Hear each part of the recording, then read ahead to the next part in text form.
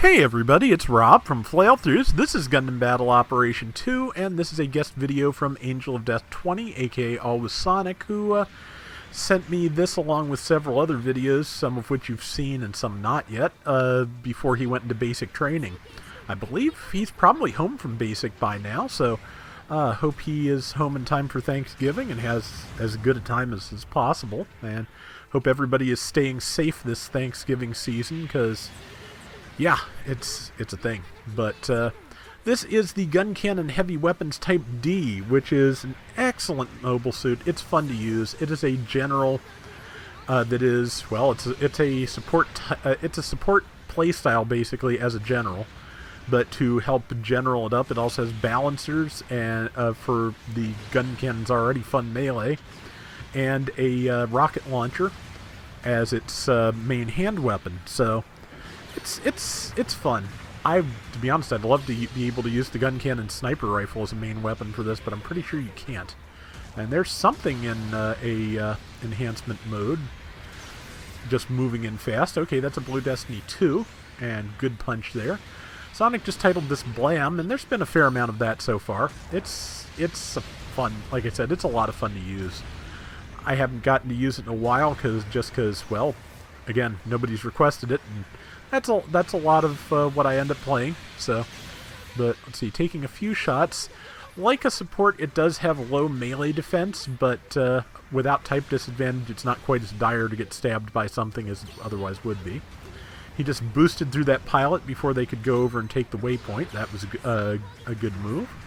Got one of the two mobile suits sitting there. Got damage in on another. And basically, a Vulcan hit should kill that if possible. Okay, the Hildolfer got it, so time to move on to a new target. Looks like number 4 could use the help anyway, so number 4 is, I think, a Zuda R, which, yeah, those can do okay up close, but it's a struggle sometimes. Let's see, I think the Zuda R didn't make it, but there's teammates dealing with people back there now, and that is the counter animation for the Guncannon Heavy D, and that is just, it's just so much fun all around. It is, because of what it is something that takes some practice to use, because it is a general with no dodge roll. It has maneuver armor, so you just have to, if you are anticipating taking a hit, you need to be boosting if you don't want to be stunned. That takes practice, but it is doable. It's just a different style of play from your standard dodge roll mobile suit, but it's for as many raids as use that, it's definitely worth learning.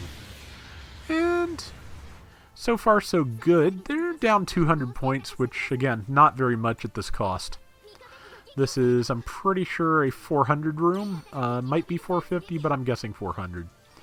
Most of everything on Sonic's team could be at either of those costs. So I should pay more attention as the numbers come up, but I'm pretty sure it's a 450.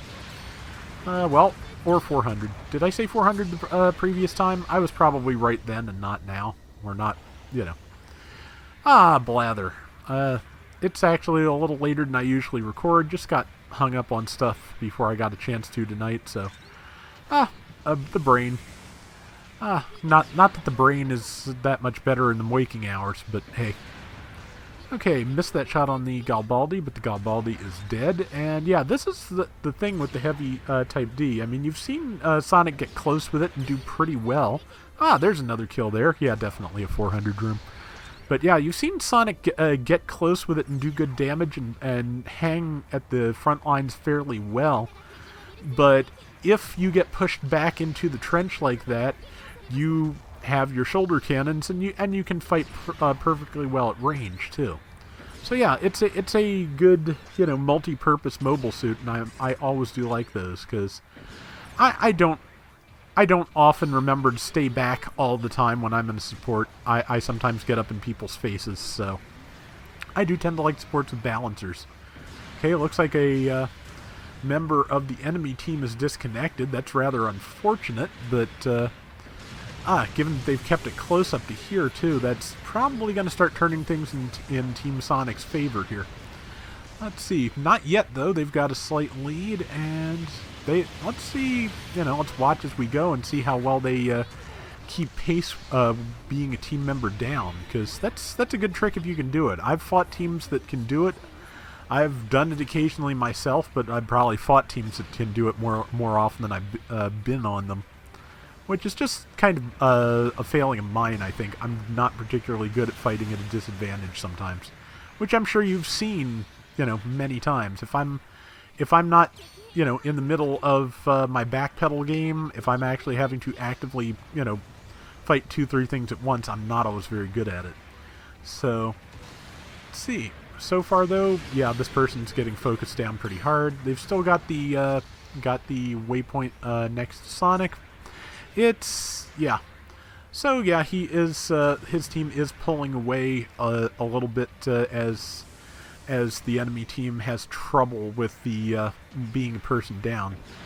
Looks like this person has decided the answer to that is bombing the base, but the trick to bombing the base is you have to get there without the entire enemy team noticing you.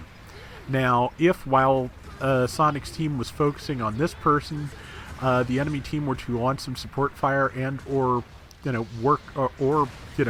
come up behind them, that might work. But yeah, that pilot was never going to make it to the base. There was frankly no reason they ever should have tried with that many people on them. But the problem with doing that at some point is that once you're in the middle of it, you're kind of committed. There's no way back out of that trench except dying. So it's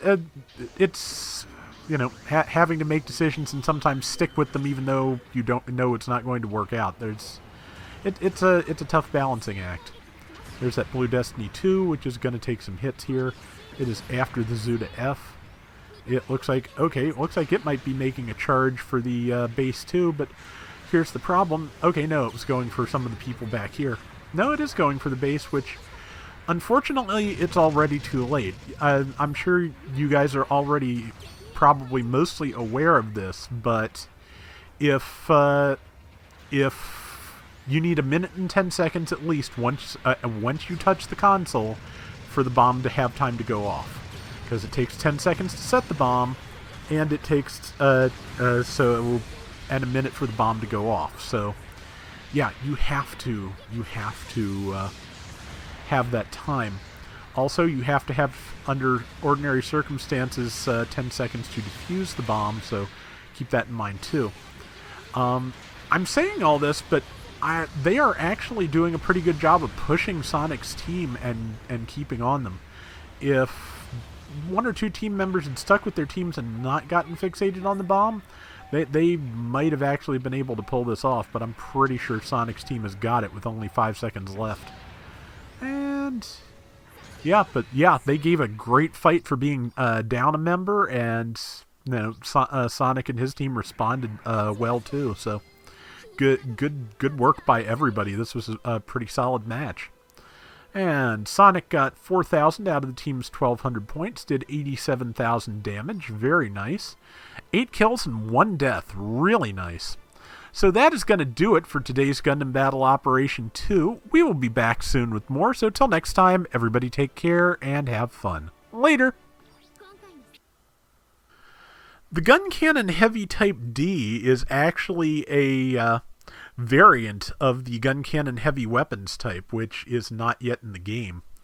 I wish they'd add it, but they probably need to figure out some way to differentiate it, because in Gundam Battle Operation 2, Gundam Battle Operation 1, it was just a slightly higher cost gun cannon. That's about all it had going for it. In terms of most of its specs and its moveset, it was just about totally identical to the original, just a little stronger.